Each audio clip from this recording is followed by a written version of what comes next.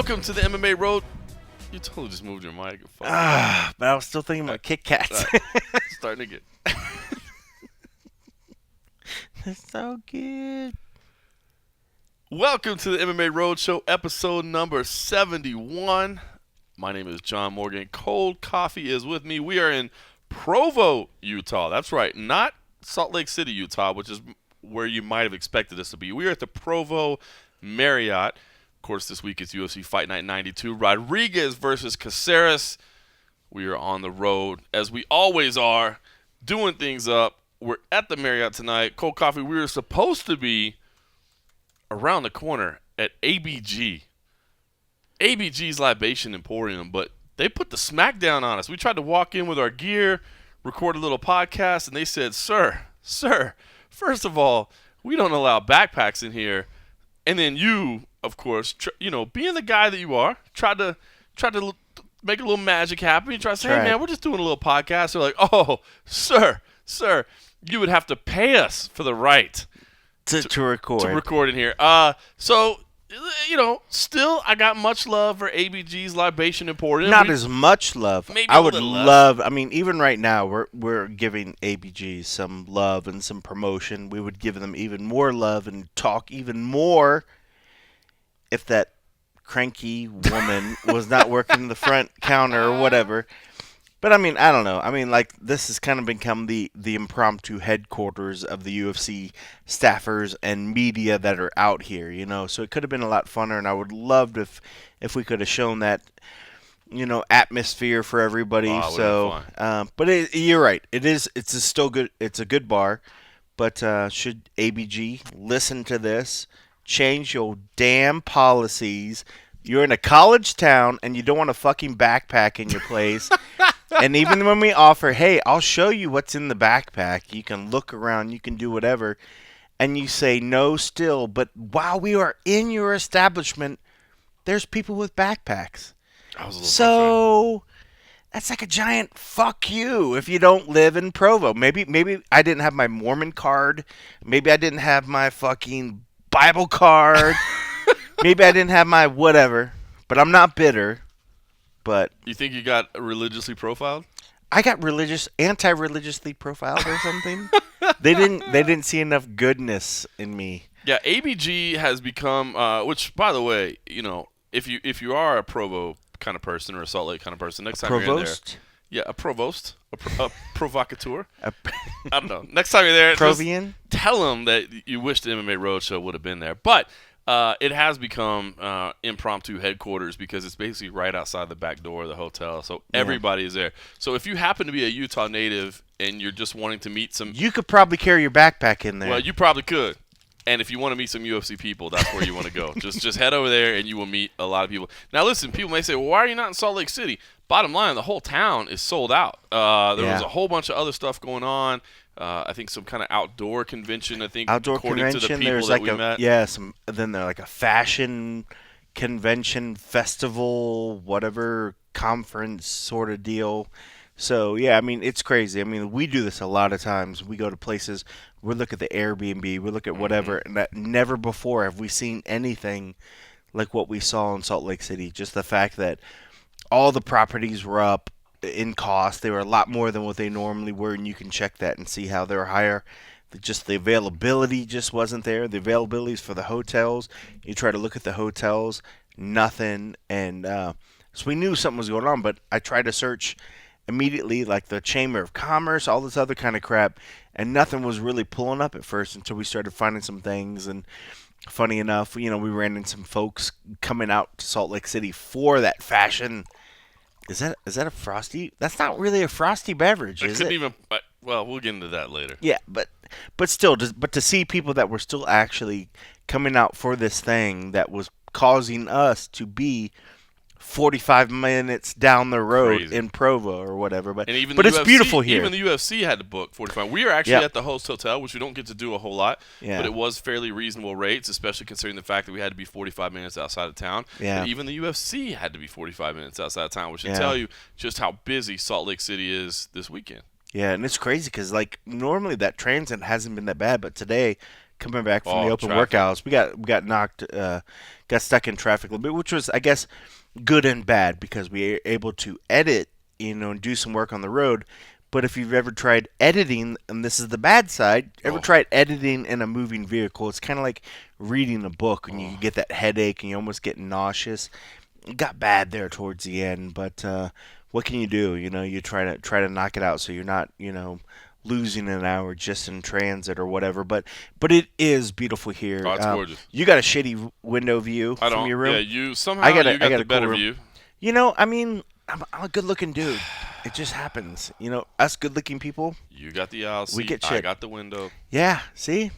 It's a theme. Things are not going in the right direction here. Things are not going in the right direction. Well, let's talk about real quickly the frosty beverage situation here in Utah. As you might have heard there, so I am not cracking open any cans at this point. I've switched over to the adult grape juice, we'll say. It's a warm juice. Warmer juice. Because the frosty beverage situation here in Utah is not conducive to the MMA Roadshow. Well, it's weird when I'm trying to actually check the bottle or whatever, but when you have one, we were hearing all kinds of horror stories coming here of no bars, no alcohol at a certain point. Not and then that's all the alcohol. Us, but no, not at all. Just it's for the listeners. For the listeners, we're just doing it for you we're guys. Just scouting you guys. Just scouting it out for you. But everything we've been hearing was that like the alcohol was like 3% max or whatever, but you still paying the full price for that half-ass alcohol content. But funny how that works. But it is what it is. But we got here and we actually, thank goodness for this ABGs, which unfortunately with their oppressive backpack policy, we couldn't really be showing them some love. They are a bar that was within super, super close walking distance. So again, that's kind of why they became the headquarters of the staffers and everything on this event. But we came in here thinking like, not that work is all about having some drinks or whatever, but when you work 16-hour days, sometimes even longer, sometimes shorter, it's nice to be able to kick back, have some food, and have a beer or whatever. Jason from Arizona's listening. Well, Jason understands because Jason has the opportunity to get alcohol when he wants to, and when you go to a place that doesn't have it, then you really start to miss it or whatever. But we found a way. We did find a way. We're soldiering on. We're doing the best we can. As we continue to set the scene here in Provo, Utah. Did I mention how I have a better window view than you? Yes, you mentioned that already? and it's like significantly better. It's ridiculous. I'm looking at like some air conditioning shafts. I got like mountains with like a giant Y in it, which we were wondering why. And there's I a giant Y. It's for BYU, Brigham Young University, and there's the Y. And I think this is just my theory, but I think that you go, it's just the Y. Where's the other letters? And I think it's motivation as a reminder to just be you. Whoa. That's my thought. That's deep, dog. It probably has nothing to do with that, but well, that probably came to you after some of this 3-point something alcohol too. It was inspiration. 3-2 frosty beverages are killing. All right, let's talk about this. As we talk about this is not quite Sioux Falls in terms of media coverage. There is a little bit more traveling media, and by a little bit more traveling media, I basically mean Dave Mandel from Sherdog. Props to Dave. Is really the only person that I've seen so far from kind of our traveling road show of media. Yeah. That's the only guy I've seen. We had some at the open workouts today. There were some UFC a little bit of local media there. Network. Oh, yeah, the UFC Latino was there. Viva la I Raza. don't know where they travel from. Are they based out of Vegas? They travel, obviously, from Mexico? Latin America. Do they? Latino. Do they? I don't know. I don't even know where they live. I was like, I don't either. They chose Salt Lake City to be where they wanted to come. Oh, you got Yair. Yair. Or, as Bruce Leeroy likes to call him, Yair. Yair. Yair. So, yeah, not a ton of media here. Hidalgo. We were basically in the scrums today. It was basically me asking questions, which we'll get to just briefly. We'll touch on that in a moment. We'll touch on it. I honestly feel like, to be honest, that we just got here. As we sit down to record this on Thursday night, we don't normally come in late at night on a Wednesday like we did. We actually came in, because we have so much travel coming up, we kind of booked like a late Wednesday afternoon flight. I feel like we just kind of got here, so hopefully we're not doing people a disservice, because I feel like we're really just kind of settling in. Yeah, well, But also, too, it wasn't like we skipped any media events. No. I mean, this is one of the lighter loads. And, I mean, the UFC's got to – I mean, they try to push. I mean, I give them props. I mean, when they can, they will put events out there. Mm-hmm. They will do what they need to do to promote the thing. But they also are smart about why have a press conference or a media day or open workout if there's nobody there at all. So, for instance, we already know it's Thursday night, like it always is when we sit down to record the MMA Roadshow. We already know there's no post-fight press conference because they just know it's not worth it. There's not enough media here. They're going to bring everybody back to us. But and you know what? But it's smart. I mean, you think about the cost that goes into. I mean, just the streaming setting cost, up the dais, setting the whole thing up, the streaming costs. I mean, all the expenses that go into that. It just makes sense. Why do it? Yeah, and it's funny because a lot of people, if you don't realize this, I guess you take it for granted. The UFC is one of the organizations that always has post-fight press conferences. You know, I mean, a lot of times Bellator, a lot of times World Series of Fighting, Invicta, you can't guarantee that that's going to happen. I mean, I think they try to if there's media presence, if there are fighters that are willing to do it, but it's not a guarantee, and I guess we're kind of spoiled in the fact that UFC, or I just kind of expect it to happen. Yeah, you do. You know, so when it doesn't happen, it's like, really, it's like, wow, you know. But when you think of the markets that they're going into, I mean, it's the first time in Utah or whatever they're doing a fight, you know. I mean, I think it's new. And just even in, I mean, not to stereotype a state or a city or whatever, we're coming to a place that barely has their alcohol shit under control, and then you want to bring it in a sport that's about fighting and violence or whatever. I can only see what the interests are. I think there's probably a lot of people that are sitting off to the side waiting to see how this event does before they really go all in for maybe the next one. Not saying that they won't embrace it for the next time. Well, I'm super interested to see because normally the first time the UFC comes to a market, it crushes, right? Yeah. But we haven't heard anybody saying, you know, this is a sellout, this is whatever. Now, again, this is not a pay-per-view. This is a fight night event. And, you know, it's not necessarily a loaded fight card. It's a fun fight card. I think there's some great fights on here. But I am really interested to see, you know, the UFC was supposed to come here a few years ago. They made the mistake of doing it on a Sunday, which everybody said was a mistake to begin with. They ended up moving that card to San Diego. At the time, I'd heard, you know, there was like 1,000 people here busy sold. on Sundays? Yeah, it sounds like they got something going on Sundays. Big football fans. Big okay. football Is that? fans. Oh, that's what it is. Okay. Yeah, I'd heard there were only like 1,000 tickets sold or something like that. So wow. At the time, now so I'm really interested to see because again, normally the first time the UFC comes to a market, they crush You're right. it. They crush it, and I don't know if that'll be the case. So we'll see. So yeah, if you're listening in, you know. Don't expect a post-fight press conference on Saturday Speaking night. of listening in, and this is something I was talking to you, and I wanted to give props, and I don't know how best way to do it or whatever. I'm looking at numbers. I was looking at numbers. And, of course, USA, the greatest country in the world. Sorry for everybody else. You're also my favorites. I got to give props, man. United Kingdom, the UK, number 2 when it comes to listeners of the Road Show. Really? It's probably Abby. And, well, I mean, in the United States, I know my mom. Sandu. I know my mom listens.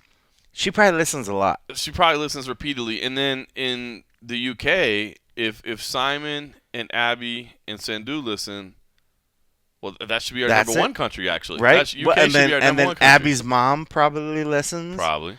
You know? So that's the number 2. So UK was number 2. All right. UK was number 2. And then look at you peeling back the analytics here. Then Ireland. Ireland? Well, actually, Canada, I think, was in there, but we won't count them because we'll talk more about that later. Okay. Actually, I like you, Canada, but we got some news that I think is going to be happening there. All right. I'm going to go on record to say. I'm teasing. But then Ireland, and, you know, one of the ways I bring it, because, you know, when I look at the analytics, you look at that shit, you want to bring them content, you want to do whatever. And I know Ireland's not just going to be happy with my shitty Connor impersonation, so I wanted to... What are you talking about? I feel. We got a message. Did we? No, he didn't show up. He didn't show up. We got a message of congratulations. This was amazing because once when you shared these statistics with me via email earlier this week, I know you told me to keep them private.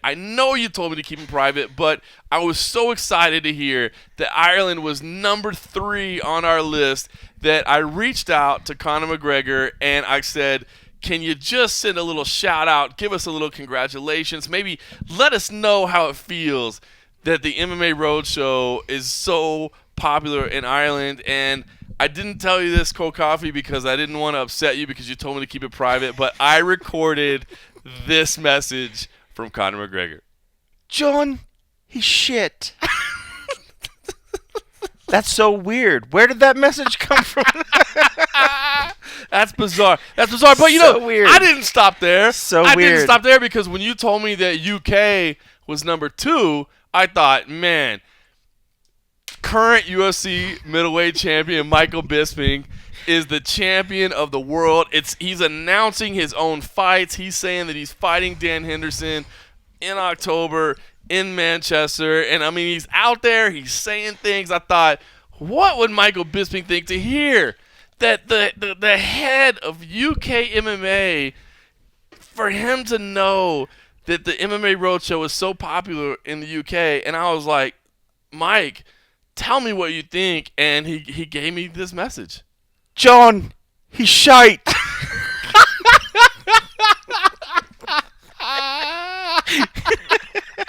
Wow. And that's so weird. And the messages, fuck you, Michael. Fuck you. The messages weren't that popular. But I didn't want to stop there. Because I know you didn't want to include Canada, but since technically, statistically, they were there, I thought former UFC welterweight champion George St. Pierre, who Kenny hasn't probably heard speak in 4 years.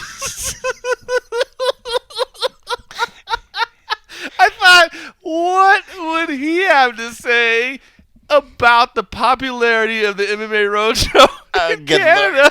And I recorded this. John. That's just your voice. He's shite. Wow. And the crazy thing was that was George St. Pierre doing his Cold Coffee impersonation, and I think he did phenomenal. I think he did a really good job. He did Thank phenomenal. you, George. I can't wait to see you fight again. I don't even know. Wait to see you fight again. Even know where we were anymore. Oh, so more statistical analysis. More statistical things. But wow, it's awesome that those guys chimed in. I'm so glad that they reached out. I'll and whatnot. include them on the headline for this because that's big. they should. But no, I guess before we heard that great audio, was that just to give props to the listeners, because we always want to. You read everything about, create content for your listeners and this. But a lot of times we don't have interviews with Irish fighters because we're not on the ground there. We're not in the UK. We don't have, whatever. But if there's a way for us to say thank you for listening, and we recognize and realize that you guys are listening. Was the show over? No. You just said it did kind of. Well, that's your shit. When you say it, it means it's over. Okay. See, I can say it before, But no, it means a lot. I guess, if anything else, I just wanted to recognize that. Maybe I got sappy because we couldn't do what we wanted to do at ABG's, that bar across the way. That it made me think about the people that do take care of us and do care about us. So I wanted to give props to those. And there are other countries. It's funny enough, Japan's up in the mix. Germany's up in the mix. Like a lot of these countries. And of course, Australia, which has some of our biggest fans who have practically adopted us as Australians. So we got to give props to them. So if anything, we realize that you guys are listening, and I wanted to say thank you. And I know normally a lot of times we say that at the end of the show, but I said, fuck it. Let's say it at the beginning of the show. Let's give them props. And, it's great to hear from fucking Connor and Michael and GSP, man. He does a great impression of me. Well, Who fucking knew? Thanks for that, man. And I'll just tell everybody in the world, thanks for listening. No, I'm just kidding. We're not ending this show already. It's funny you mentioned Japan. We did, while we were here, as we always do, we have a Wow. Sorry. We're reaching new highs and lows on the MMA Roadshow tonight. Is that the low or is that the high? That was seriously low. That was awesome. It's a bass. Both in tone and in context, and that was amazing. No, but you mentioned Japan. We did have a chance to reach out to, as we always do, when we have spare time, we try to fill that in with some gaps. I mean, the UFC, as you said, always does provide some great media opportunities, but we always try to fill it in with a little bit extra. This week we reached out and spoke to Cub Swanson and Teruto Ishihara. I don't necessarily want to play the audio for everybody because it's in Japanese and we have a video up. I would definitely recommend that you check the video out. I'll also tease that we may have another video coming. Fingers crossed, it should come out great with Teruto Ishihara. But I just want to say I think this is somebody that everybody needs to keep their eye on. I think most people that are listening to this show, other than my mom, are super hardcore fans and probably already have this guy on your radar already. But to me, it's always fun to kind of pick out these people and these personalities that not only have some fighting talent, but really have something extra. That little something we always talk about, that it factor, that X factor to bring to the table. I love you, bitches. I love you, my bitches. I mean, that's not necessarily politically correct, but incredibly funny, especially when it's not in your first language. Yep. And I think this guy's something special, and we had a chance to sit down and do a little one-on-one with him this morning. I had a great time, man. I think this guy really is the real deal. I think he's got star potential written all over him, and I think this is a fighter that you need to watch. He's on the first fight on the FS1 prelims, and I think, I guess maybe as a service to anybody in our listenership that isn't already on the Teruto Ishihara train, make sure you follow him on social media. Make sure you seek him out on Twitter. Make sure you seek him out on Instagram, and make sure you watch his fight, because this dude looks like the real deal. You know what's awesome about Teruto? It's so funny because you watch him and you just kind of get engaged with it. Even though I can't understand a word he's just infectious. He has a way about him that you just love it. I tweeted, I said, I want to learn Japanese. Just watch this guy.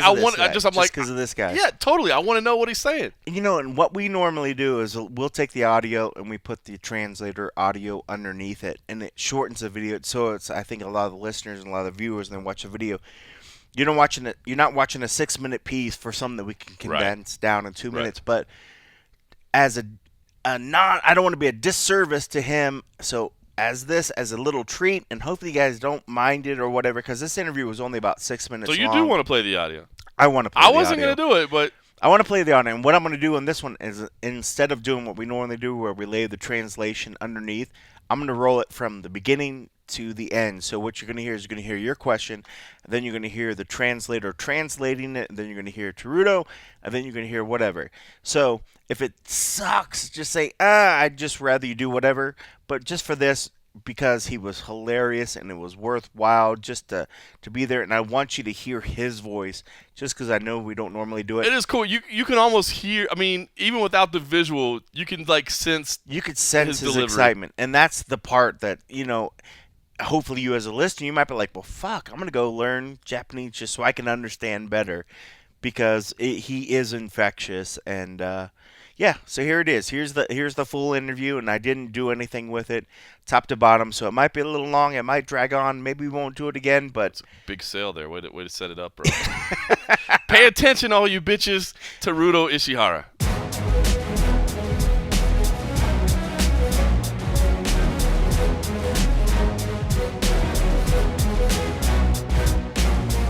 All right, let's go back to March. Picked up his first UFC victory. Give me an idea of what the feeling like, the emotion of getting that first UFC win. この前の3月の時の試合の気持ちは急に決まって、20日ぐらいやったっけな、急に決まったけど、もうラスベガスっていうのだけでもモチベーションだけで勝負しに行った感じ。He said that fight was came about maybe like 4 weeks before, so it was like a short notice for him too. And the fact that it was in Vegas, that was his motivation. So. And how good did it feel? I mean, the journey to get to the UFC and then to actually get that first UFC win. What was the emotion of that moment? この前の UFC で一戦で勝った気持ちはどうだった？勝った気持ち。感情。いやー、嬉しくないやつはおらんと思う。いや、かなりエキサイトした。He was pretty excited. There's no one who wouldn't be happy. Famously, he got on the mic and said, "I love you, my bitches." Was that planned? Was that something that just happened? How did that come about? 最後のコメント "I love you, my bitches" はどういう風になって出てきたのか。思ってること。いや、I love my bitches。いや、ほんまに思ってることやから。He said that's what he truly was feeling. So that's what he wanted to say. Yeah. What's the feedback been like for him? You know, I think sometimes, you know, I've been to Japan. It's kind of a conservative culture. Sometimes he's a little bit out there and outspoken. What's the feedback been like since he famously said, "I love my bitches"? 日本ではどういう反応されたか、そのコメントで。もともとこういうキャラでずっとこうやってやってきたから、この発言に対してなんか騒がれることはなかったけど、初めて日本人で地上波でピーって音が流れて、やっぱやるなみたいな、あいつはやっぱやるなっていう感じの。He said, "That's how he is." So not too many people were surprised by that, but on the national television in Japan, he was one of the first Japanese to have that censoring the beep. So everyone's like, "Man, you got it. You're the man." I got it. That's fantastic. All right, training with Team Alpha Male. Talk about how did he get to be a part of Team Alpha Male? どうやってチームアルファメールと練習できるようになったのか。どうなんやろな。今のユライヤがこうウェルカムで、お前らはチームアルファメールジャパンだってこう言ってくれて、今マネージャーのマイケルたちがこう立ち上げてくれて、今のチーム、このチームアルファメールジャパンっていうのができて、で、自然と当たり前じゃない環境やけど、そこで練習できてるっていう感じ。He said that when they came over to Team Alpha Male to just train with us, Faber and we saw a lot of potential in these guys, 3 guys. And we decided, you know, we should create a Team Alpha Male Japan.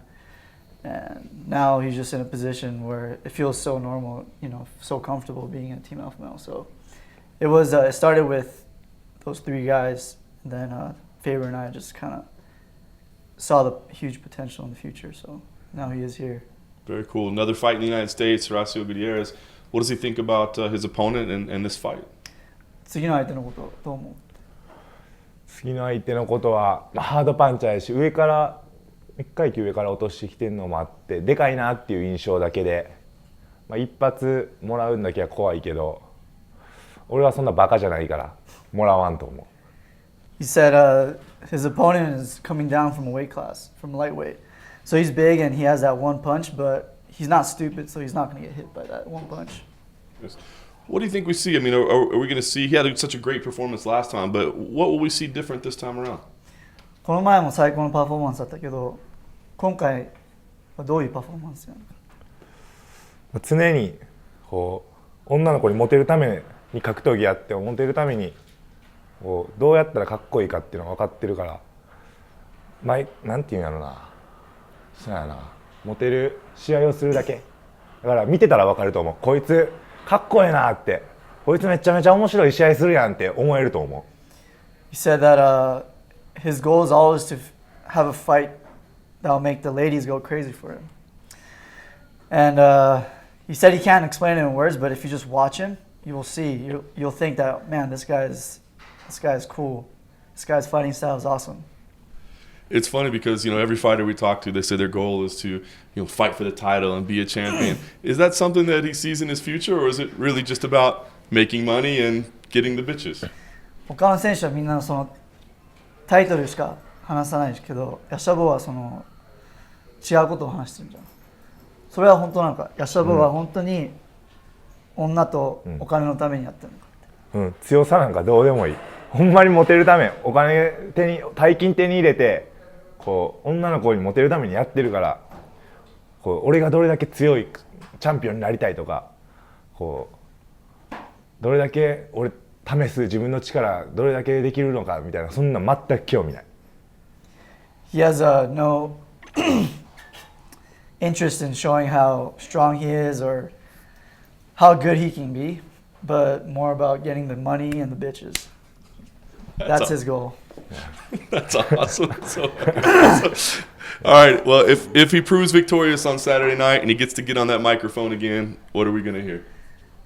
土曜日に勝ったらマイクパフォーマンスはどんな感じ？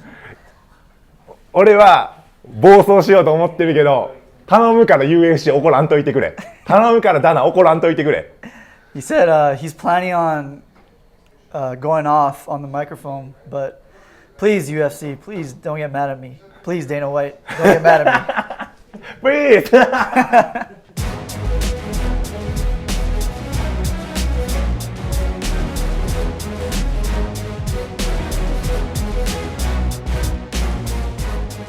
So Teruto Ishihara, somebody that we're definitely paying attention to. The guy's just infectious, to be honest, man. I don't know another word for that. It's just his personality is great. Hell, I might end up buying one of his T-shirts, man. I don't know where the hell I'd ever be able to wear it, but I might end up picking up one of his "I love my bitches." I love that when he was going up to his room because he wanted to get a shirt, even though I probably could have told him, hey, most of it will be cropped out in the video. But he was very adamant to have to go up there and get the thing, and I love that you were like, hey, if you happen to have like an extra I was one. like, dude, if he had one, if he was just like hawking T-shirts, like he out was of like his a bag, traveling retail I'd have store. bought one right there. he travels halfway around the world. You're like, do you have a double XL? Normally it's me laughing at your dumbass stuff. Today it was you laughing at my dumbass request that maybe he just had a bag full of T-shirts. Well, hey, listen, if you're listening and you like what you're hearing, we certainly appreciate that. What you should do is you should log into iTunes. You should rate us. You should review us. You could be like my man Dagoff888 who said, love this podcast, especially before an event. John and Cold Coffee always bring you the best behind-the-scenes story and interviews. No matter how big or small the UFC event may seem, you can count on John, his bright blue polo, to be there. Keep up the great work, you guys, and also those and a half episodes I love so much. Hope to see you guys in Salt Lake. Oof. Much respect for that. Yeah. 5 stars. Hopefully we'll get to Salt Lake eventually. We're chilling in Provo right now. Man, those half shows are so hard. People They're don't so hard. know. Well, you want to give some love, though? I was going to say. Let's give some love. We got reached out to, and I hope I don't butcher his name. Can I say his last name? Is that all right to say his last name? I don't know. Dan. We'll just say Dan. Dan, a good loyal listener here from Salt Lake City, reached out, and he wanted to host us. He wanted to show us his town.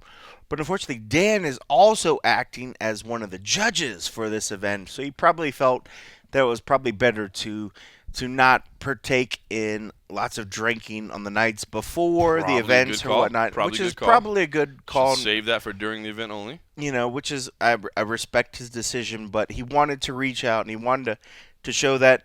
But by even reaching out and saying that, we appreciate it very much. We've enjoyed your town so far. Luckily we found some places to be able to have some adult frosty beverages, which has been great. And, thank you so much, and we'll work it out. Too bad we can't have you on the show. Maybe we'll see about the half show after the fact, even though it's way beyond most people's bedtimes. But, bro, you mind jumping on at 5:30? Yeah, you want a.m. 5:30 work for you? If so, But thank you very much. That was cool. That was a very cool message. When people in the industry kind of reach out to us and like, hey, love what you guys do, respect it. Like that means a lot. You know what I mean? Like I always joke. I mean, I love meeting the fans. It's fantastic. I have such a great time. Dan F. When we're on the road and we get to meet people and like people are like, dude, I listen to your show. Like, man, that means the world because we just do this for fun. We do it because it should keep us out of trouble. Instead, somehow it gets us into more trouble. Especially. But it's fun. Definitely me. It's cool. But when people within the industry kind of say the same thing, it's cool. It means a lot. Yeah, it was great. And he said he had been having some iTunes issues. He was going to try to get his iTunes together so he could leave us a proper review. So maybe eventually, I don't know, maybe he's that nickname that you just said or whatever that was. Might be. Diagon Alley or whatever it was. That's from Harry Potter, in case you know what Harry Potter is. I definitely did not know what that was. You're not a Harry Potter person? This coming from the dude that was playing Pokemon over there earlier with the UFC it's head Pokemon of security. Go. You guys were Pokemon Go. Oh, well, that totally changes everything, then. I'll tell you where with our Pokies, as you were saying, you're Pokemon catching your Pokies. You're catching your Pokies. You got to watch it. Some places you go for a Pokey, you might have to pay a little extra for it.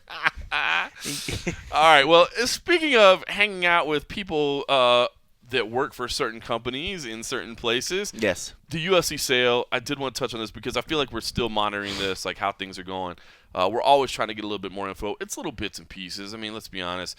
I don't think everything is filtered down quite yet to the ranks. But, again, you do know a person or two that works within the company as a former UFC employee. Give me an idea, man. What's the latest you're hearing? Because I think we're all still trying to figure out what this means. Yeah. Well, it's funny, and I know we've bounced this around, and maybe people will tell us differently, but here's my thoughts on things.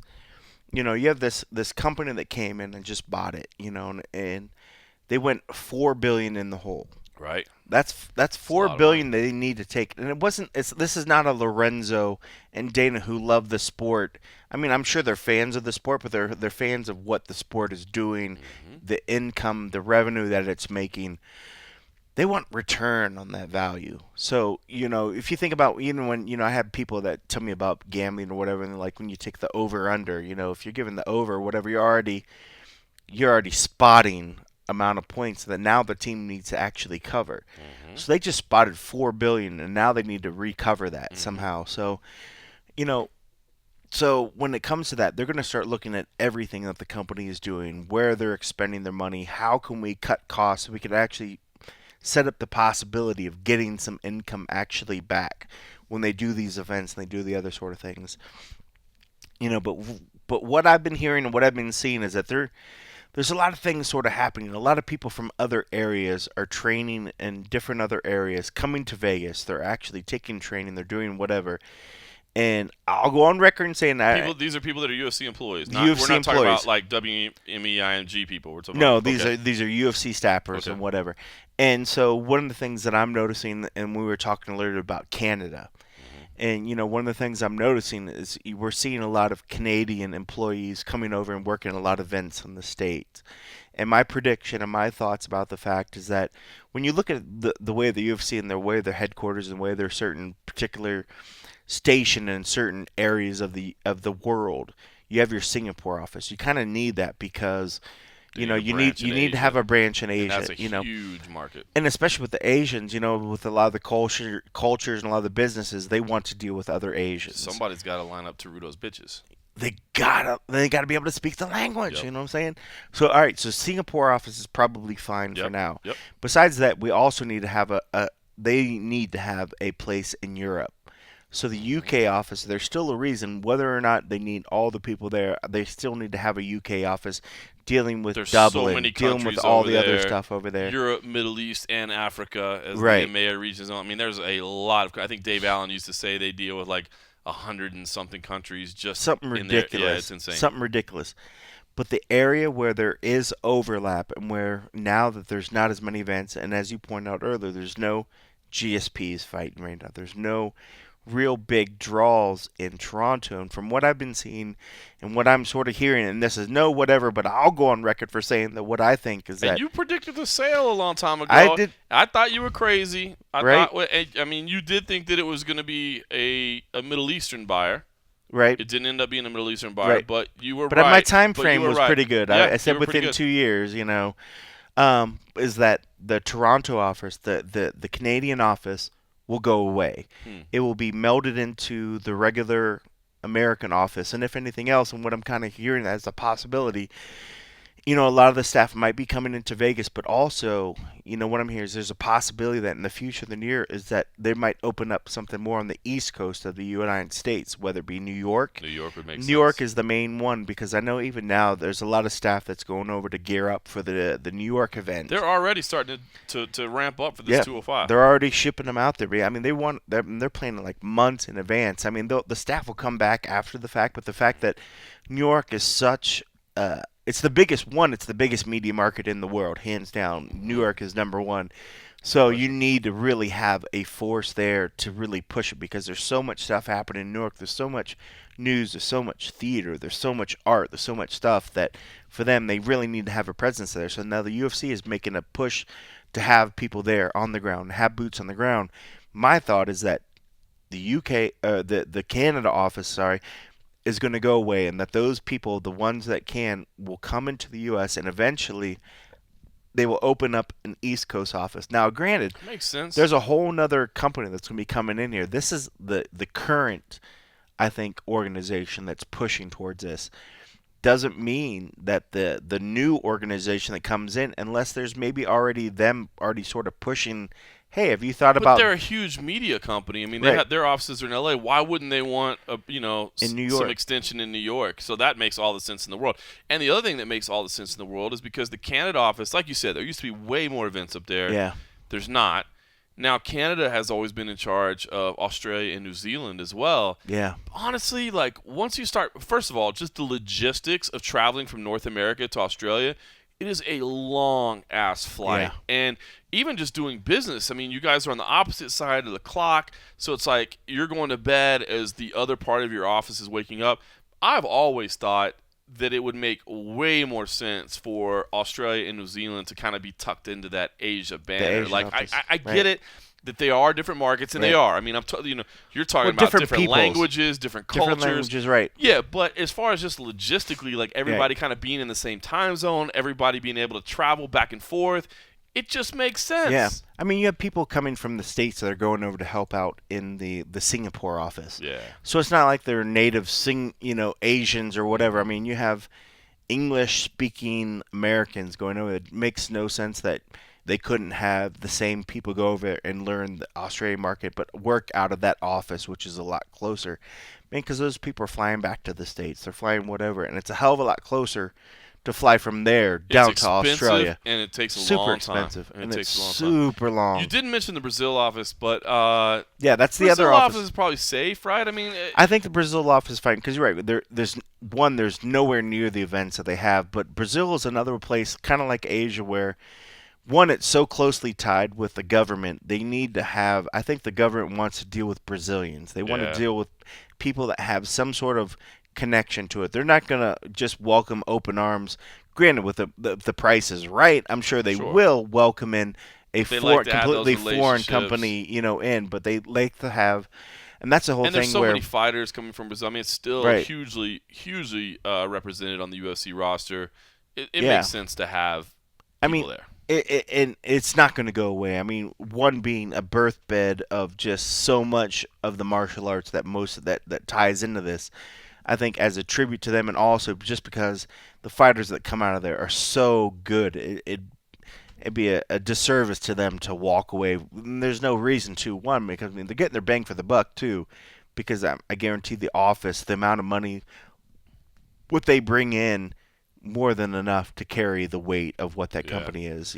So It's interesting times, I'll tell you what, because I've seen a lot of discussion about this, and everything focuses on the Fox deal. Everybody focuses on Fox.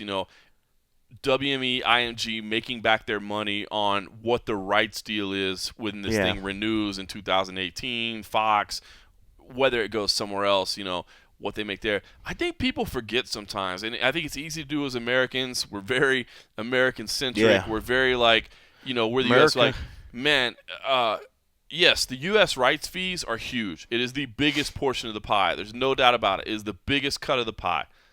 But, other than pay-per-view, I should say. yeah, But there are rights fees everywhere, all over the world. Nobody is getting free content, and this thing is continuing to grow. There are rights fees everywhere. They just signed the new deal with BT Sport over in the UK, and that's just one deal. I mean, there are literally, more than 100 deals to make in all the places, and I think sometimes people forget about that when they're factoring into whether or not this deal makes sense. How does WME, IMG make their money back? Bro, I mean, this is a media company. It's a fight company, but it's a media company. They are providing hours and hours and hours of content on these television stations everywhere. yeah. And you're right. I mean, and there's a lot of other areas. I mean, I know we've talked about it. One, I wanted to say, because I like to do the predictions or whatever, and I did say at that one point, I thought within 2 years, if I had to put a prediction, I'll stick with the 2 years. Within 2 years, I'm going to say I think the Canada office will be dissolved by that point and will be absorbed somewhere else. But speaking of, when it comes to this entity that the UFC has created, when they come into these other areas, I know we've touched a little bit about Fight Pass and what Fight Pass has become. Huge. But I think this will also be something eventually down the line when this company comes and starts looking at revenue streams in other areas that will possibly make some of that $4 billion hole. Granted, not saying they're like, we need to make that $4 billion back in a year. But a lot of these, this is a conglomerate of companies. This is not just a Lorenzo and Dana. This has multiple pieces. So maybe even within 10 years, is that reasonable to think that a company that says within 10 years or so they want to at least start seeing a profit on what their investment is? It's like us living in Vegas, man. You look at these $1 billion hotels. they didn't build those billion-dollar hotels to give money away. Right. You know what I'm saying? Right. WME-IMG did not spend $4 billion to just because they're fight fans. Right. So when do you? I mean, what is the time frame? I mean, I guess it's such a large number. Maybe the time frame gets stretched a little bit. But I would like to think. I mean, the last time I invested $4 billion, I thought 10. Yeah, I thought 10 years 10 was years, about right. right? Yeah, Right. that's why I looked at it. I mean, just the other day when I was investing $4 billion, I was like, maybe 5 years. I mean, but yeah. I mean, in all seriousness, it's such a huge amount that they're going to want to start seeing that. I mean, because at this point, they're in a huge hole for what they put in. But we were talking about Fight Pass. I see Fight Pass as being one of those things as it keeps going, that Fight Pass could become its own entity, maybe even sold off, maybe even some sort of revenue stream, because this came a long way already to get to this point right now. But think about it. It was just imagine if they said somebody else wants to pay them to run that for them, and then they're just selling them subscription. They're selling them content. They don't have to worry about having people subscribe because, right now they're like, we need subscribers. Some other company might come in and say, I'll take that off your hands. I'll pay the streaming fees. I'll go out and try to find the subscribers. You just got to give me whatever content in the UFC. Hey, that sounds great. We'll take that off, but you're still going to use our branding, but we're still going to charge you. That's interesting. For the content, some of the content we're going to get. But it'll be a partnership. So we're not going to charge you like we normally would somebody that needs a TV deal or a broadcast deal where they just only need it because all they're doing is rebroadcasting this. We're a partnership to grow this Fight Pass. We're going to give you a deal so that people still want to go to the Fight Pass network as opposed to whatever crazy TV network or whatever. But I could see where that's a huge way where they're going to try to make their money back on this investment. But it's going to take some time to build it because that's still more of a longer play. That's an interesting theory, man, dude. You're a smarter man than me, dude. I don't know. I just throw shit out there. But I've been lucky a couple times. You want proof that you're a smarter man than me? Uh-oh. Let's get back to UFC Fight Night 92 a little bit. There's not a lot of media here, so what basically ended up happening at the open workouts today was basically I did the interviews for everybody, and I'm gonna go ahead and admit I might not have been playing at 100% today. What would you put your percentage? It kind of depends on when you talk to me, to be honest with you. I'll tell you that at the moment that Dennis Bermudez stepped in front of us, I was. If I was on an NFL roster, I think I probably would have been graded like questionable. Not probable. Yeah. Not questionable. Or questionable. Not and kind of here's what happened is I fucked up. Facing Kawajiri here, Japanese legend, just coming off a loss, but obviously been around for a long time. What are you seeing him? I'm not fighting Kawajiri. Oh, sorry. Honey Jason. Why did I have that in my notes? Because I fought. Because you fought Kawajiri. That's why I had it in my. Yes. Well, we'll edit that part of the interview out, or maybe we'll just leave it on there. Me being an idiot. All right. Rather than just get dropped down in whatever, I would have thought you would have just got pushed down in the depth chart. Because questionable, okay. That's like you've been injured, whatever. But like when you what happened with you is they put you on the goal line. They're like, you're our dog. You're going to get us in the goal line. And somehow you fumbled it. They ran the ball back, got a touchdown, and they immediately just said, we need to drop him in the depth chart. That was so embarrassing. We're going to put you second so or embarrassing. third. But he handled it great. I don't make dumb mistakes. You know, like that. you don't make. That's why I mean, like, it's funny because we didn't really say it, but like, the way, a lot of us didn't say anything. I edited this out of the video. I would do the same. Okay, so you guys were standing behind the camera. I felt like a dumbass. Well, it's funny because you said it, and we were like, even started like, I was like, that doesn't sound right. But in the same time, where we're all sort of thinking it, Dennis just cut to the chase. Was like, I'm not fighting him. So ridiculous, dude. I'm such a dumbass, dude. It was literally. But no, it was hilarious. Like it was fun. I guess at least it was just like an open workout and like a fun little small group of us versus like a press conference or something. But yeah, you didn't pull a what the fuck was Robbie? Was it Robbie Lawler when he was asking? Can I Rob? This question's for Robbie Lawler. When our boy Atlanta. No, Vegas and when Case. Oh, Albert Tumanoff. Yeah, but wasn't he talking to like that was he our wanted boy to talk Case to like Keeper. Yeah, that was embarrassing. It was Albert Tumanoff, and he said himself he was like looking down and not paying attention, and then he looked up and he thought out of the corner of his eye, thought it was Robbie Lawler, and then like halfway through his question, he realized it wasn't Robbie Lawler, but he's like, "Fuck it, I already started it. I got to finish it anyway." That was the hilarious. best. That was hilarious. So you did not do that. That wasn't a press conference. That was in the point where you even had Dana, who now barely even stays at a press conference. Yep. Dana even threw him under the bus like, "Oh, you thought that was Robbie Lawler? Oh, you cover this for a living?" Today was my Case Kiefer moment. I pulled a Kiefer. We'll just call it that from now on. I pulled a Kiefer. But I had to say, it's funny. We cut that out of the video, and as we mentioned earlier, props to. Well, maybe I shouldn't throw him under the bus. Nah, fuck it. Huh. Dave Mendel was kind enough to be like, "Listen, dude, if you want to cut that out of your video, I'll cut it out of ours too." But we have no Hopefully his Are you bosses sure don't get he pissed really at cut it out? I have no clue, to be honest with you. He might have probably still did. throw you in He the still bus. fucking fuck me over. Yeah, it's funny. Hopefully his bosses don't get mad at that, but I thought that was pretty cool. This little traveling circus that we have, we all kind of look out for each other from time to time. We all have bad moments, and it was kind of cool of him to be like, "Dude, listen."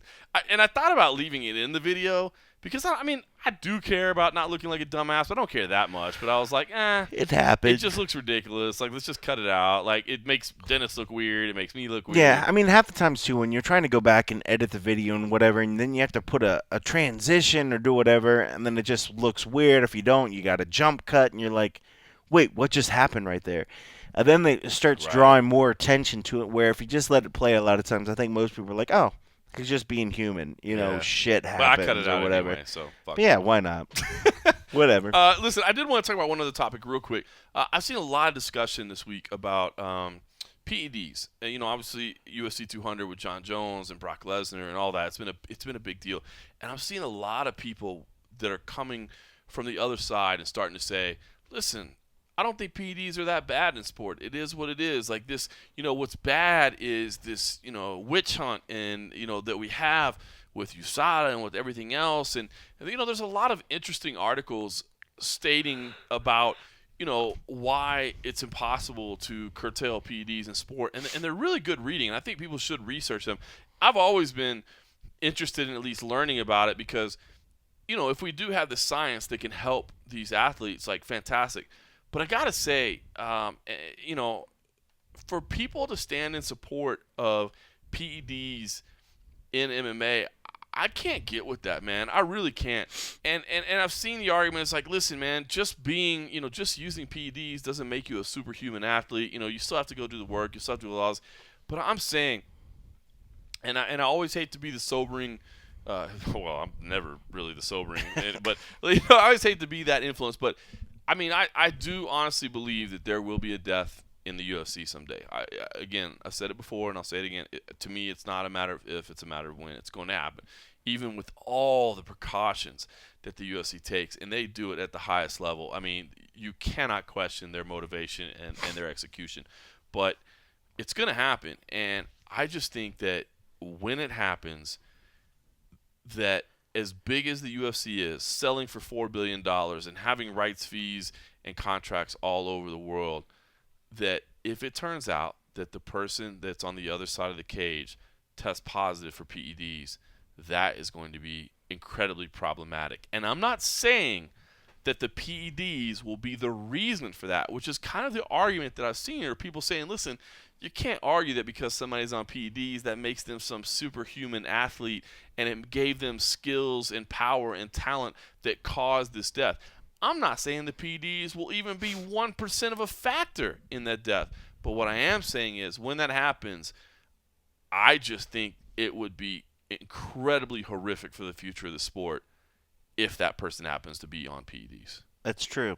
And I agree. PEDs don't create technique. They don't deliver the technique. The technique will always be something different. But also to completely discount the fact that, PEDs didn't do these things and don't enable things. Yes, that's true. But also, if there were no benefits for doing the PEDs, why do the PEDs in the first place? If you're going to try to go out and say, oh, this didn't do whatever, they're doing them for a reason. They're not just doing them just for the fact that, hey, I want to pay this extra huge amount of money to get these things that will help me. The fact that they are enabling your training, they're doing whatever they are to help you recover, doing whatever ultimately makes you being able to have that possibility to train even harder, to recover quicker, which ultimately makes you more prepared for that whatever quick fight that happens to be within. Yes, if you take a PD, you don't take another PD for another year, yeah, that PD ain't going to help you. That's not doing anything. But the fact that you're doing it so closely timed to your events, so closely timed to whenever you have some sort of competition, your body's still reaping some sort of a benefit. And if there is a benefit that's flushing through your system at that point, it is in fact helping you within competition. And whether that competition or that better being able to, maybe you're able to better deliver that technique that, yes, while it did not give you the skills to do that technique, it enabled your body to be able to probably be able to do that technique more often, or in more rapid succession. And the recovery aspect, the fact that you could train more often and more. If it didn't help you, they wouldn't do it. No doubt. They're not going to do it just for the sake of saying, I'm just going to do it. I know this doesn't help me, but I'm going to pay all this extra money. Come on now. Yeah, I just, this is something we could spend an entire, podcast talking about, and I think there's way smarter people than you and I that have been debating it, but John Morgan, sitting back and seeing people starting to say, maybe we should stop this USADA testing, and maybe we should just allow PEDs in martial arts, and we've been painting it bad. I just think that's a dangerous, slippery slope to go down, because I've said it before and I'll say it again. I truly believe this.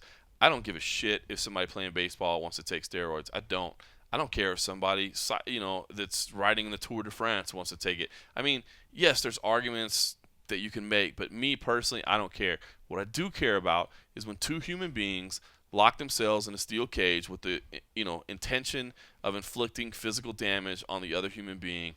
I think that they should get to know that in a prize fight that they agreed to on a certain set of rules and a certain amount of money on a certain date at a certain time at a certain location, they should know that that person on the other side of the cage is on a level playing field. Yeah. And I think that if a death does happen, and when it does happen, if that person tests positive, it's going to be problematic. So I just wanted to weigh in on that. Okay, listen, while we were there today, I asked much better questions to Yair Rodriguez. I love this main event. Yair Rodriguez, Bruce Leeroy, Alex Caceres. I think this is a fun fight. I think, I said it on my staff picks. I'm leaning towards Yair Rodriguez. I think he's the guy that's coming in with the momentum. I think, honestly, man, our friends in Latin America have been telling us for a while that this is the guy. And every time he steps in the cage, he gets better and better and better. It's true. He looked really, really sharp in the open workouts. Not that Alex didn't look sharp, and I'm a huge fan of Bruce Leeroy, but you're right. I mean, Yair, if you ask Alex, looked really, really good, and he looked really, really sharp, and he constantly surprises me every time he pulls something new out of the bag, and I'm excited to watch him fight. I'm excited to see. I want to see both these guys just throw random crazy kicks, just backwards and forwards, of just spinning kicks and whatever, and kung fu greatness. This is going to be next level mixed martial arts, man. I think it's going to be fun, and I love the fact that Yair Rodriguez is not afraid to embrace what a lot of people think he can accomplish, man. This guy has his goals set at the very top of the sport. So I definitely am super excited to watch Yair Rodriguez, and we had a chance to talk to him today, and the first thing I asked him about was that incredible finish he had the last time we saw him. It was a pretty good moment for me in my career, because everybody was wondering if I had the power to knock somebody out, in the octagon, and I just proved it. I proved that I had the power, but Underfield was a tough opponent. Alex Caceres is a tough opponent too, so I just hope to do well this Saturday. I've been preparing myself pretty well for this fight, and let's see what happens next Saturday. I just hope to make a show than all of you guys like. A UFC main event here for you. What's the feeling like? Is this something a little special, a little extra exciting?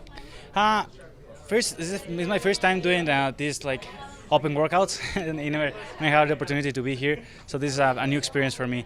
Another thing, it is my first main card. I'm the headliner of the main card, but also I feel pretty happy. But it's not my goal. It's not just what I want. My goals are up there, high up there, and I don't feel less or more pressure for this fight. I just feel pretty excited. I feel pretty happy for the opportunity that the UFC is giving me right now, and I just hope to do well next Saturday, like I'm telling you guys. How about the fact that it's a 5-round fight? Does that change anything in the way you approach the fight? No, really. I mean, it's just 2 more rounds. I mean, I know you get a lot of too tired when you're up there because you are using your all energy. But I've been preparing myself pretty well for this fight, so I think I'm gonna be ready for Saturday. Let's see how it goes. Alex Caceres, like you, he's very creative. He's very fun to watch. How do you think you guys match up, being so similar, some in your style? I mean, I think we can knock each other out pretty fast, or it's gonna be a fight like where we both wanna be aware of each other, because you never know what I don't know what he's gonna throw, and he doesn't know what I'm gonna throw either. So it's gonna be pretty exciting to fight. So you guys, you better keep your eyes open, guys, because you never know what can happen in there. You mentioned your lofty goals. I mean, it hasn't been that long since you were on The Ultimate Fighter. I mean, do you consider yourself a prospect that's still developing, or do you think that you're ready to be considered a contender? I mean, that's not up to me. That's up to the people who is around me, to all of you guys. That's not up to me, I can be a veteran in fighting, but if you guys still still looking up to me as a, not a top contender, you're gonna be doing just as a normal guy. So let's see what happens after this fight. I don't know where this fight is gonna put me if I win. I just hope in a good position because, like I'm telling you, my goals are up there. But I almost can feel it, so let's see what happens. So Yair Rodriguez, the main event of UFC Fight Night 92. I'm definitely looking forward to this fight. Listen, before we traveled out to Utah, I had a chance, after we got back from Atlanta in UFC 201, after we did episode number 70 and a half, we well, you got to rest a little bit. I didn't. I went and sat at the Association of Boxing Commission's annual meetings in Las Vegas. First time that I had been able to cover this event. I'm glad I did. There were some changes made, very, very important changes to the unified rules of mixed martial arts. Now, it's very important. I love the rule changes that they came up with. Former Bellator play-by-play man Sean Wheelock is in charge of the rules committee. He's actually now a non-paid commissioner in the state of Kansas, and he is heading up this rules committee. Big John McCarthy is on there as well. And honestly, I think the rules that they came up with were pretty solid, man. An improved definition of the grounded opponent, I think, was an incredible move. The whole thing about playing the game, putting one hand down, one finger down. No longer. You can't do that anymore. 2 hands down if you want to be a grounded opponent, which I think is much more clear. It makes a lot more sense. And, of course, when you're a grounded opponent, you can't take kicks or knees to the head, and so you get that. But no more of that playing the game and putting down one finger and being a grounded opponent. Think about those replays we watched where it was like, what was the moment where he got his hand down? And maybe we'll still do that. Where was the moment he got his second hand down? But, to put 2 hands down, you're really sacrificing any defense opportunities and position opportunities you have by dropping those 2 hands. I thought that was fantastic. A great definition of scoring and how it should work. Not only like when 10-9s and 10-8s and those things should be used more, but how the criteria should work. The fact that effective striking and grappling should really be the number one criteria. There really shouldn't be a lot more steps to it. We hear about octagon control or cage control or whatever. That's kind of gone out the window a little bit. It'll be like the last thing that you look at, but you're really looking at effective striking and grappling, and you should be able to point some there. So love the changes they made. I think what's really cool about this is the fact that sports should evolve. Rules evolve in every other sport, and they should evolve in MMA, and they haven't been doing it. And this rules committee and what the ABC did, I think it's important to the future of our sport and the development of our sport. And so I love seeing what happened. There was one I thought the getting rid of the clavicle rule. It's a stupid rule. You're not allowed to grab the clavicle. I don't think anybody would ever grab the clavicle, but I don't know. It's weird to kind of get rid of a rule that, yes, you think it's a silly rule, but it doesn't prevent anything bad. So I thought that was a little bit weird. But overall, I thought everything they did was fantastic.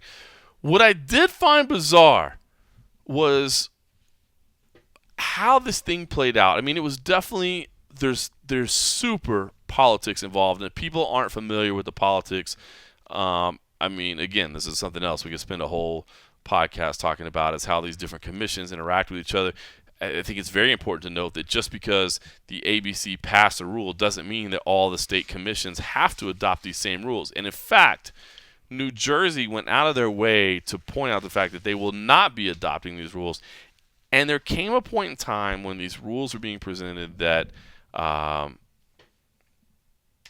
deputy commissioner from New Jersey decided to take the microphone and express her dismay with McCarthy's presentation and with the rules, and to make it very, very clear that they would not be supported.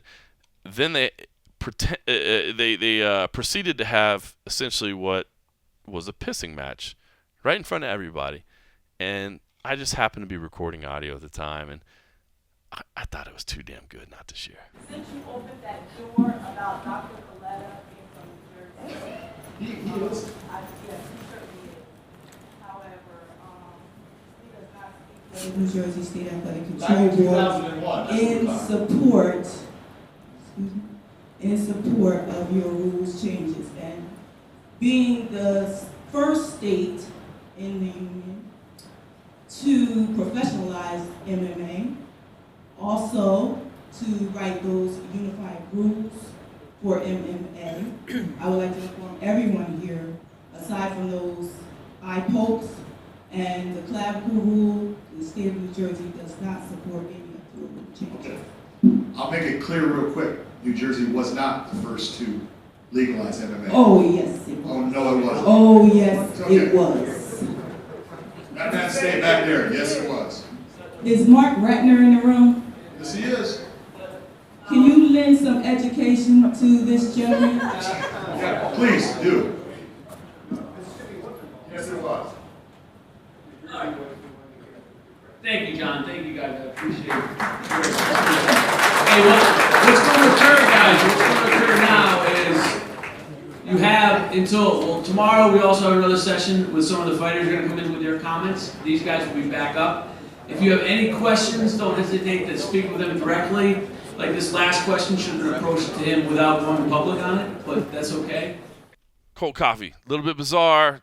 People having these, kind of public pissing contests. As I said, even though it's just a little bit of audio, I wanted to record video of the whole thing, but I just thought it was important for people to share that. The people that regulate the sport, God bless them all, man. I mean, they're not making a ton of money to do it, and I know it's not necessarily a fun job, but I just honestly, this was one of the most bizarre situations that I've ever witnessed, that I at least wanted to share a couple of minutes of it and hope people can understand. I'm not trying to paint anybody in the right or in the wrong, but God damn it, man. This sport, we all love it. We all want it to work. I feel like we got to get on the same page, and I just feel like this grandstanding, it needs to go away, man. The sport needs to evolve. People need to work together with the best interest of the athletes at heart, the best interest of the sport at heart. And I don't know, maybe it's just me and my silly self that I think people should be able to get over whatever politics are there. And it's like, listen, if something's a good idea, it's a good idea, and let's agree on it. Yeah, but I wonder if this isn't the same stuff that boxing had to go through when boxing was coming up, especially when it comes to, we're one of the first, we're one of this and that, and everybody wants to have some sort of like hierarchy over the others, even though maybe they aren't the best and brightest, but they've been in that position for so long and nobody boots them out of that position, because they've kind of been grandfathered in. But I think the idea of going back and what they're doing and reevaluating the rules and things like that, it's a normal thing, and I commend them for doing it because it needs to happen. I think the same thing when it comes to politics. You have policies in place that, especially when they've been written hundreds of years ago or whatever, it's good to revisit those and say, is this still relevant? Does this even make sense in our current, situation? Absolutely. So even outside of the fact when we think of MMA and a sport, when we just think about government and whatnot, I think it's good to be able to revisit those things. Every other sport, they change the rules every damn year. Yeah. We need to be doing the same thing. All right, I will say a couple cool things. One from a boxing presentation. we hear a lot about judging, and we hear people give suggestions for judges. We need more judges. We need to put them in a soundproof room or whatever. They're actually testing in boxing, putting headphones, like noise-canceling headphones, on judges so that they can't hear the crowd reaction. I thought that was pretty cool because I think the idea of putting them in like a booth and making them watch TV, I mean, what if the feed drops? You know what I mean? Technology has issues. What if the feed drops? Now you got judges that can't see the fight. That's not good. Then you start bringing into question, what if it's, the producer's making the call and the camera shots? What if he's making bad calls, or he or she, I should say, is making bad calls? That could influence things. And the thing that they admitted, and it's funny because we've talked about it on this podcast before, the thing that they admitted in their test is that some of the judges have complained. The problem with that is we can't hear the impact of the strikes the way we used to hear the impact of the strikes. We're not hearing the crowd, because I've always said this, like, I don't think judges are necessarily influenced by hometown, trying to make sure the hometown guy wins. But you see it in fights all the time. When the crowd favorite comes out and throws 3 punches and every one of them is blocked, but they go, yeah! And then the away guy, hits a clean cross counter and nobody says anything, it's not good. You know what I mean? So I think that would fix that. But I think that's a great point, too, that, man, if you're not able to hear the impact of the punches, the sound means a lot sometimes. So I thought that was interesting. The other thing, too, is I talked to some people about things that this rules committee might be looking at doing moving forward. 12 to 6 elbows, which is a stupid rule. They're looking at potentially getting rid of that at some point. Instant replay, trying to figure out, how to institute that everywhere, especially in these smaller shows when they don't always have instant. Is there any way to make this work? And even, I thought this was intriguing, even the potential of an overtime in fights that are ruled draws, saying that maybe we should look at saying maybe we could write into the regulations that we could allow for like a 3-minute overtime if a fight's ruled a draw, that you could fight out that overtime and figure out who the winner is. So we never have a fight that's a draw. I thought it's never a draw. Yeah, that's intriguing. I thought that was intriguing. So some cool stuff from the ABC. All right, listen, UFC Fight Night 92. We did have a chance to speak to Bruce Leeroy. You were sitting there right next to him, as you said. Yair Rodriguez looked incredible in his open workout. Bruce Leeroy was looking pretty slick in his too. He's 2-0 at featherweight. Not cutting weight. He used to kill himself to get down to 135, man. He used to look brutal. He's not doing that anymore. Says he's very, very comfortable at 145. You stood next to him. You watched his workout. What did you think seeing Bruce Leeroy? He looked good. I mean, even when he came down there, he was comfortable. He was happy. Dropped down into a splits, which I think made the crowd sort of like, whoa. And then he rolled it forward into a standing handstand or whatever and kind of walked out. He looked in shape. He looked happy. I mean, and then when he got into the media scrum, he even mentioned pretty much as much that he was just, calm. He was having a good time. The weight, not having to do as much of a weight cut. I think his body was appreciating that. He's an exciting fighter. I'm really, really excited for him. This is one of those ones that, I think a lot of times people want to see the bigger weight classes headline these fight cards, but I think this one is going to be very, very exciting because I think we're probably going to see the finish that we all want to see. And you have two talented guys that both are able to pull that trigger. I wouldn't be surprised if Alex gets the submission, and I wouldn't be surprised if Yair gets, a knockout when, maybe Alex overextends himself, and gets caught with something. We might get a TKO finish, maybe a stoppage of some sort. But no, it should be good. But yeah, Alex looked good.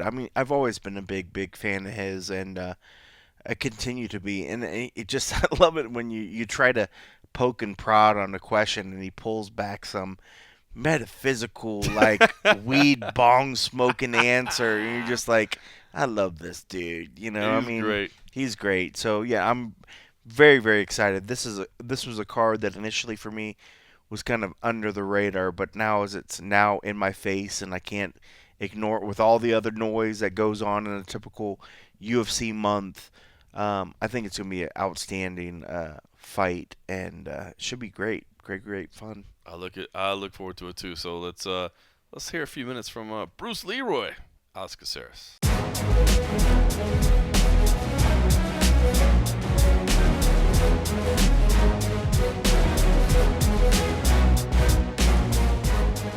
You know, obviously you had a couple of rough goes, but now you got a 2-fight winning streak together. What's the feeling like now that you're back on this nice run?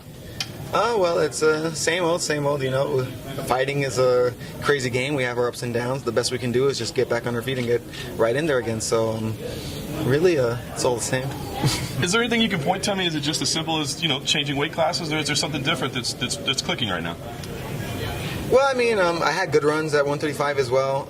I don't think it's anything crazy. I've been training really hard and working on my skill sets, trying to become a better person and a martial artist every day.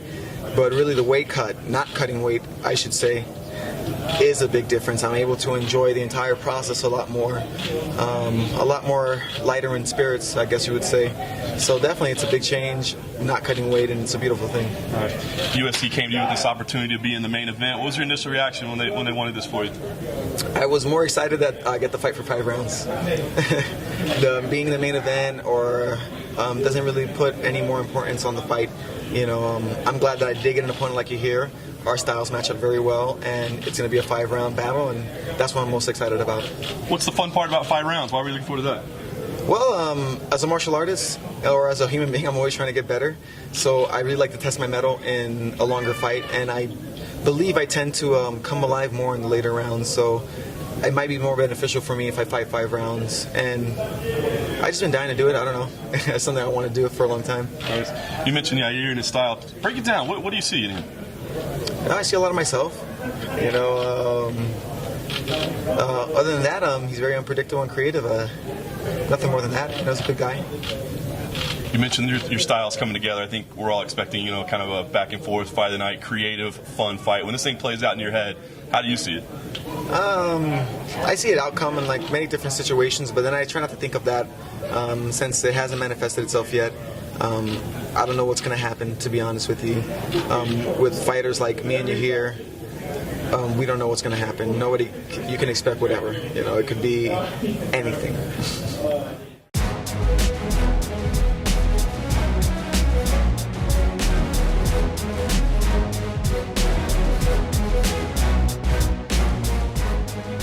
All right, Bruce Leeroy, Alex Caceres, as you said, I think you said it right, Cold Coffee, man. This is this whole fight card is flying under the radar, and understandably so. It doesn't have a lot of huge star power, but man, if you're sleeping on this main event, you're silly. Yair Rodriguez versus Alex Caceres.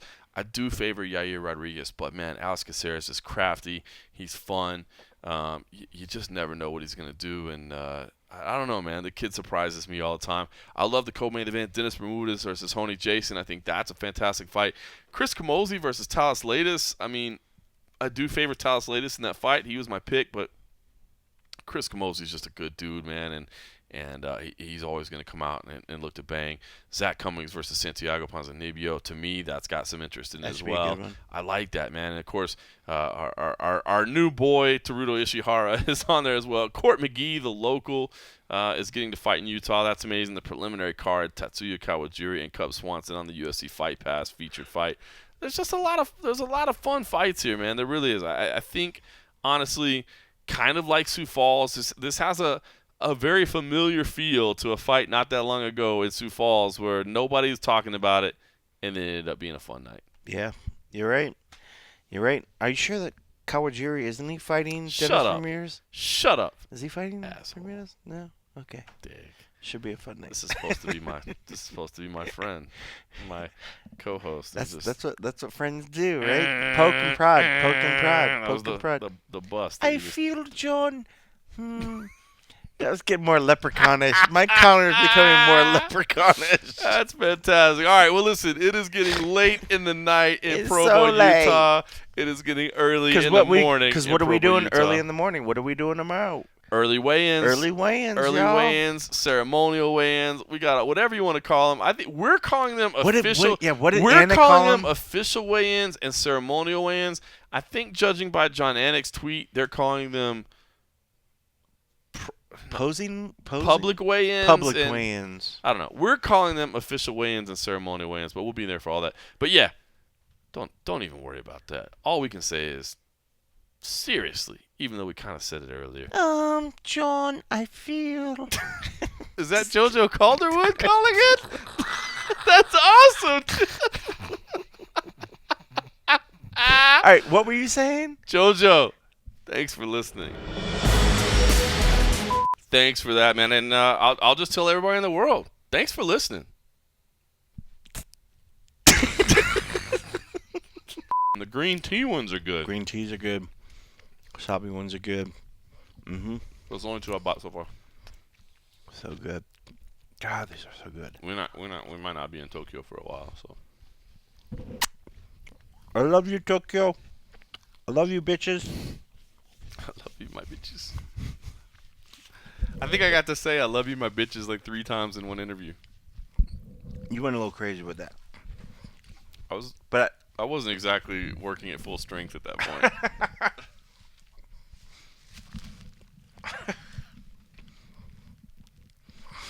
How can I phrase in the question and somehow say some profanity back at you?